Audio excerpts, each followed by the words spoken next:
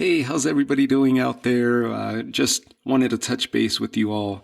Uh, Late night episode, and just wanted to touch base and do a quick recap of what we just saw. Danny Jacobs versus Gabe Rosado. The fight just concluded a few minutes back, and Danny Jacobs ends up walking away with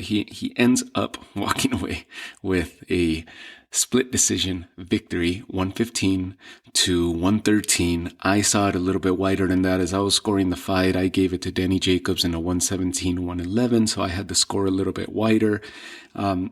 What did we see tonight? We saw the upside, like I had mentioned on the preview show. The upside was for Gabe Rosado, right? Gabe Rosado, if he showed up as a game fighter, which he always is, I saw that if he showed up and gave Danny Jacobs a tough fight and actually took risks, then the upside was for him, right? To be able to take the fight to Danny Jacobs and possibly pull off the upset.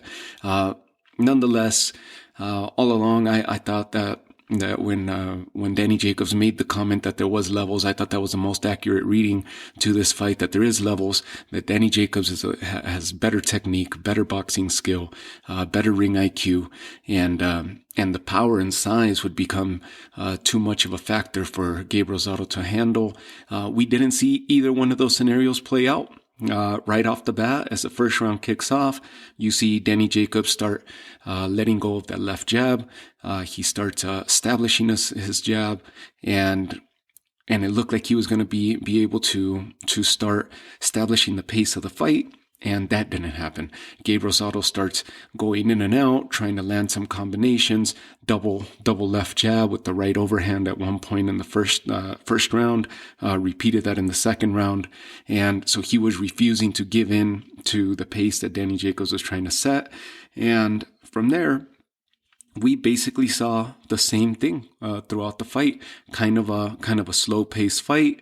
Neither fighter willing to take that chance. Neither fighter willing to take the risk. They were connecting on one another. Danny Jacobs' right side was bruising up, including he had a small welt on the outside of his right eye. Gabe Rosado pretty bruised up as well. So they were connecting. They were hitting each other.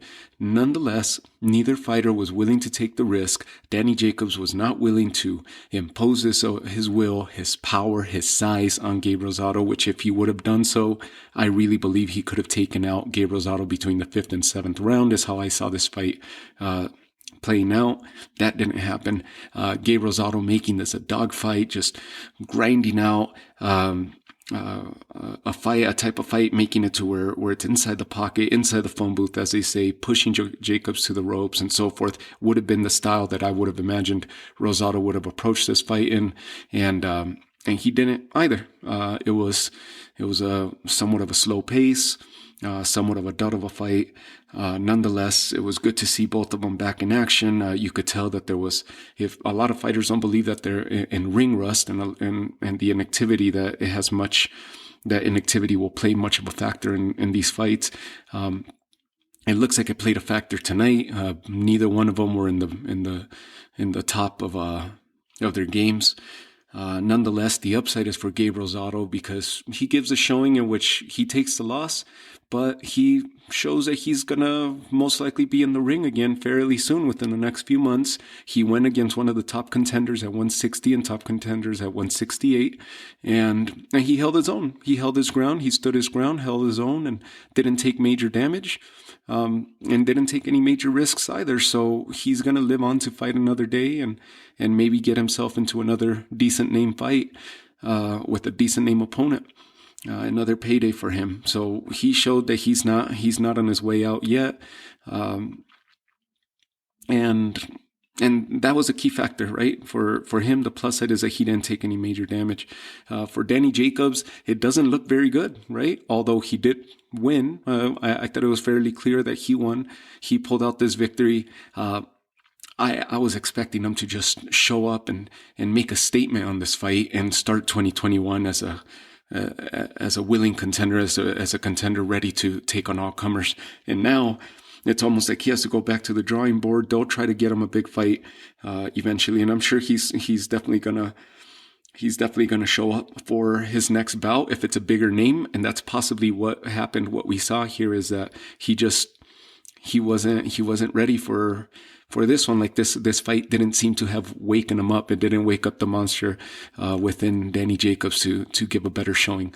Nonetheless, I think the only time that the heart rate got going a little bit during the fight was at the end when they were announcing the winner. And the announcer seems like he was asleep himself on the side of the ring and ends up reading out from Philadelphia, Pennsylvania. As he's announcing that, Gabe Rosado throws his hand up and he quickly runs to Freddie Roach and hugs him as if they got the victory. The announcer obviously announced the wrong hometown of the winner, which should have been New York, right? For Danny Jacobs.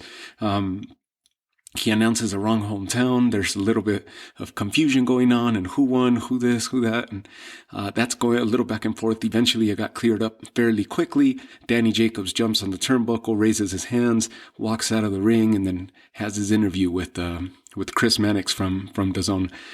So all that seemed to be the little confusion, and it seemed to be the only time that the heart rate got going a little bit during the fight. Because as for that, it was a fairly slow paced, not much action, if any, throughout the fight. But Danny Jacobs walks away with the win, and he improves to 37-3. Gabe Rosado takes another loss, but I think he'll be fine definitely for a few more fights before he calls it a career. So with that said, the other takeaway from this is that Demetrius Andrade, who's a champ at 160, was supposed to have a non-title fight with Dusty Harris and Hernandez. Hernandez ended up testing positive for COVID, and that fight fell through. And again, Andrade was not on the undercard, and he's going to sit around. I believe they're going to try to find him a fight as early as February now. So a big inactive year for him. This year had a lot of promise for him, a big inactive year. He hasn't fought since January, so now he'll be going on a 12 to 13 month layoff by the time he finds another opponent and gets back in that ring. Nonetheless, I'll leave you all with this brief recap, and thank you guys for tuning in once again to the Tomatolito Show. Talk to you all soon.